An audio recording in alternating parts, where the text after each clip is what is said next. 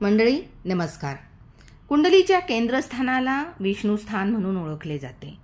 जेव्हा एखाद्या कुंडलीमध्ये केंद्रस्थानात ग्रह विराजमान असतील किंवा कुंडलीचे विष्णुस्थान ग्रहांनी युक्त असेल, म्हणजे केंद्रस्थानामध्ये प्रत्येक 4 घरांमध्ये ग्रह विराजमान असतील, विष्णुस्थान ग्रहांनी युक्त असेल, तेव्हा चतुस्सागर योग बनतो. चतुस्सागर योग हा एक शुभ योग आहे. चतुर आणि सागर याचा अर्थ 4 ग्रहांची सुरक्षा. हा एक सकारात्मक योग आहे. प्रत्येक कुंडली ही वेगळी असते, त्यामुळे हा योग तसा दुर्मिळ आहे. खूप नशीबवान व्यक्तींच्या कुंडलीमध्ये हा योग असतो.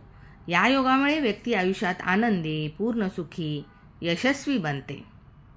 समाजामध्ये व्यक्तीला मान सन्मान मिळतो. लक्ष्मीची कृपा व्यक्तीवर राहते.